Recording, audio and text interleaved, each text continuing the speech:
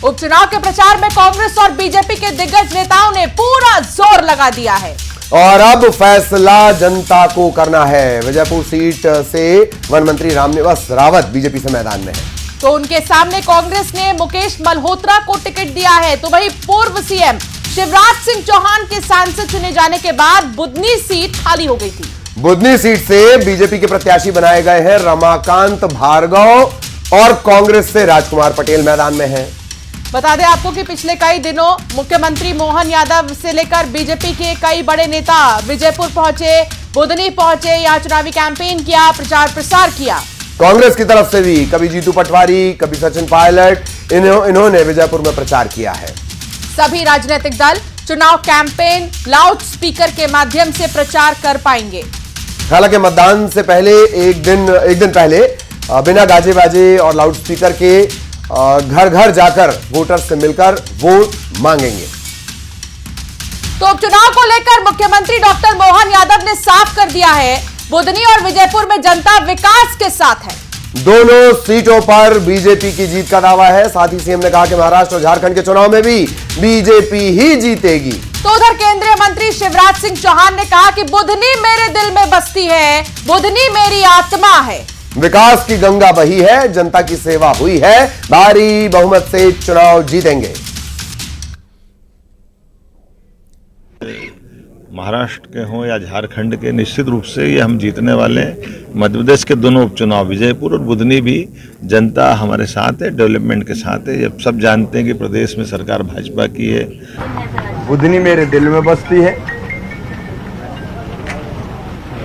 और बुधनी मेरी आत्मा है। जनता और भाजपा, जनता और शिवराज वहां एक मेक है। विकास और जन कल्याण वहां पहले भी अद्भुत हुआ है, तो विकास की वहां गंगा बही है, जनता की सेवा हुई है और जनता भारतीय जनता पार्टी के साथ है, हमारे साथ है। भारी बहुमत से जीतना ही है। तो बीजेपी का दावा आपने सुन लिया। कांग्रेस का दावा है कि इस बार विजयपुर और बुधनी में बड़ा उलटफेर होगा। कांग्रेस के प्रवक्ता अभिनव बरौलिया ने कहा कि बुधनी उपचुनाव में कार्यकर्ता नेता मेहनत कर रहे हैं। जनता कह रही है कोई विकास नहीं हुआ। जनता का समर्थन लगातार कांग्रेस को मिल रहा है।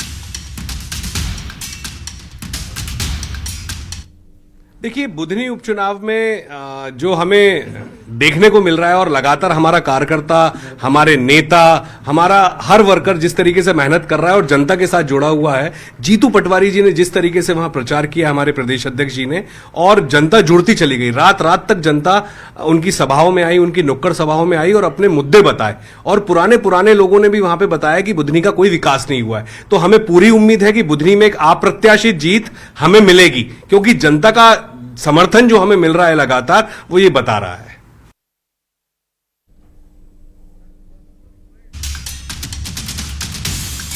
तो उपचुनाव की तारीख नजदीक है, वोट डाले जाएंगे। कौन जीतेगा ये तो वक्त ही बताएगा, लेकिन उससे पहले प्रचार प्रसार का सिलसिला भी लगातार जारी है।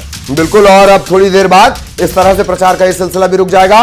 प्रदीप हमारे सहयोगी इस वक्त हमारे साथ जुड़े हुए हैं, उनसे और ज्यादा जानकारी लेंगे। प्रदीप, क्या कुछ अपडेट? प्रचार का सिलसिला थमेगा, डोर टू डोर का सहारा रहेगा? आप जोड़ा हूं सर मैं। प्रदीप, क्या आप तक आवाज आ रही है? हाँ, मेरी आवाज, आपकी आवाज आ रही है। मैं ये कहना चाहता हूँ कि ठीक घड़ी पहुंची है।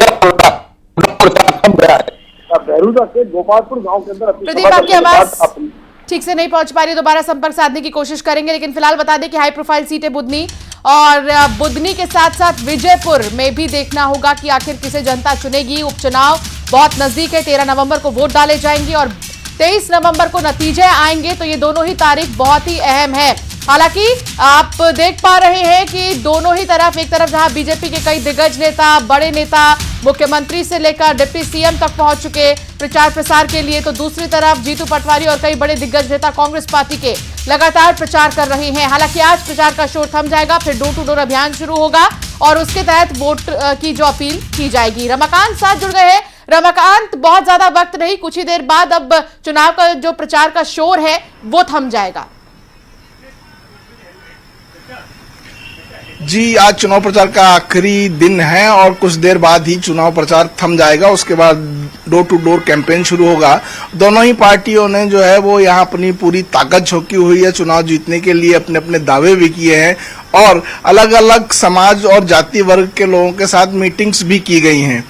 अब विजयपुर की बात करें तो विजयपुर में जो है वो रामनिवास रावत चुनाव मैदान में है, जो लंबे समय तक यहाँ से कांग्रेस के टिकट पर प्रतिनिधित्व करते रहे हैं और इस बार वो बीजेपी से चुनाव लड़ रहे हैं, क्योंकि उन्होंने कुछ दिनों पहले ही बीजेपी ज्वाइन की थी कांग्रेस छोड़ के, और उसके बाद उन्हें वन मंत्री का पद मिला था और इस वजह से यहाँ उपचुनाव की स्थिति बनी। और उपचुनाव में जो है कांग्रेस ने भी पूरी ताकत लगाई है। कांग्रेस के बड़े नेता जीतू पटवारी, उमंग सिंगार और सचिन पायलट तक की यहाँ रैलियां और सभाएं कराई गई हैं और लगातार कांग्रेस जीत का दावा कर रही है। उसे उम्मीद है कि रामनिवास रावत के बीजेपी में जाने के बाद भी आदिवासी वोट बैंक उसके साथ इंटैक्ट रहेगा और उसे एक आसान जीत मिलेगी यहाँ। और कांग्रेस के बड़े नेता चाहे मुकेश नायक हो, जीतू पटवारी हो, वो भी लगातार यहाँ पर अपनी जीत का दावा कर रहे हैं।